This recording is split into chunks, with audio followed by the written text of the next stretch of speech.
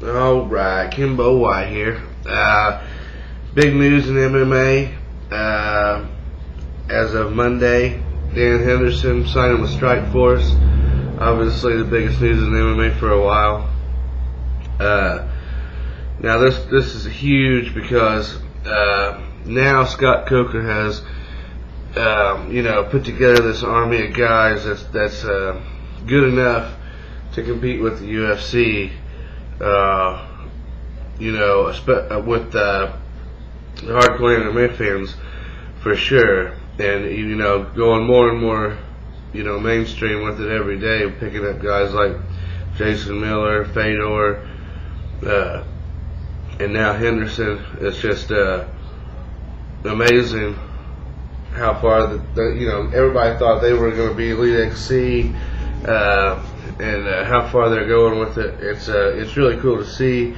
I like watching Strikeforce. All right, sometimes CBS does some cheesy shit with it, but I tell you, I want your opinions on who you think Henderson is going to fight, should fight, and who can, what do you think Strikeforce all the way around? Because it's very interesting now. We got Jake Shields, Gegard Mousasi, Fedor Emelianenko at heavyweight. Okay, those are, and then Alistair Overeem is supposedly the heavyweight champ. I'd like to hear some opinions on that. The only thing that Strikeforce is really allowed to happen that I didn't really care for is him fighting 6-7 fights in other organizations, going for the title in other organizations, when there's guys in the heavyweight division of Strikeforce waiting to go for a title fight. It's cool they let him fight anywhere when he's under contract with them. That's great, but for them to let him fight that many fights and not give one of their heavyweights a shot at their title, he should have had to have just forfeited his title there for a while and then came back or something. It's that's a bunch of bullshit. But anyways, Dan wanted to jump up to heavyweight or fight some catchweight bouts. That would be some awesome matches at heavyweight. But more realistically for him, we got Cum Lee, Scott Smith, Jason Miller, and Jake Shields, who is already running his mouth about how he's open to a title defense against him. I hate to say it, but I think if Jake loses title if he fights Dan, pretty sure of it. And I've never picked against Jake yet, but I'm a Dan Henderson fan.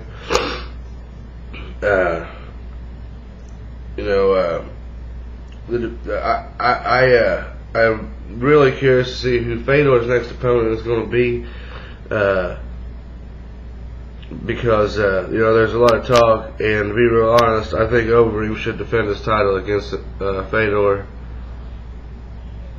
He knocked Rogers out like that. He's beat Arlovsky, he's beat Rogers. Those are the other two top guys they got at heavyweight over there. So, I'm not real sure, and I just know it's really interesting. I like to get everybody's opinions on it, and on the whole Strikeforce thing overall. Dana says there's no way Strikeforce could have gave him as much money as he offered him. He says this with every fighter that he loses, and Dan says he's perfectly happy with the money they gave him. And I just think that sometimes UFC does do these guys wrong. Even though we would have all loved to have seen Vitor and Anderson fight, and would still like to see it. And personally, I think Vitor was the best threat that, besides Dan, Vitor and Dan are the two biggest threats to Anderson's title.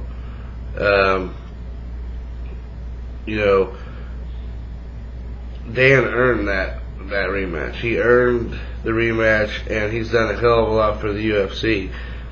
The season of Tough was great. It was one of the best seasons ever of Tough. and then knocking Bisping out like that. I mean, you know, what more could you ask out of the guy? You know, I don't know. Obviously, Strikeforce thought that he was worth it, and I do too.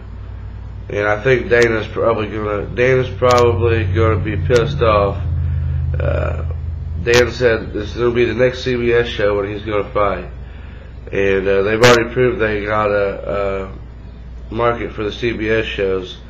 They had a pretty good crowd watch this last one with Emelianenko, and it's about 4 months from now. They haven't set an official date, but you know, I'd say it's probably going to be Fedor and Dan on the same card. And you know, Dana's TV hype bullshit crap. You know, this weekend again, Saturday, UFC 107 countdown.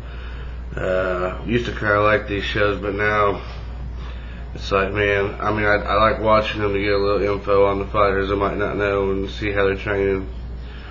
But man, it's just more bullshit hype than anything anymore with Dana and these shows, and just like the TUF 10, and then it fucking sucks, you know.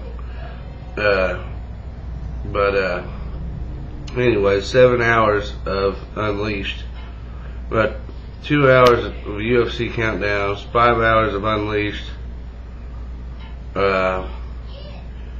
This Saturday before UFC 107, and then next weekend he pulls his TV stunts with his you know, they scheduled the WEC event opposite the Strikeforce event. One of them scheduled opposite the other or whatever. I'm sure the UFC waited to see when Strikeforce was going to do that and then scheduled the WEC. I don't know which one was announced first, but regardless of that, I bet you he plays either a TUF marathon or Unleashed all fucking day again and showing all his latest shit that would cost $50 for free now that everybody's fucking seen. You know, so whatever, man. I don't know. The UFC's bullshit's getting a little old with everybody. It's getting pretty obvious, but I don't know. Yeah. Been the last word with Kimbo White. Everybody have a good night.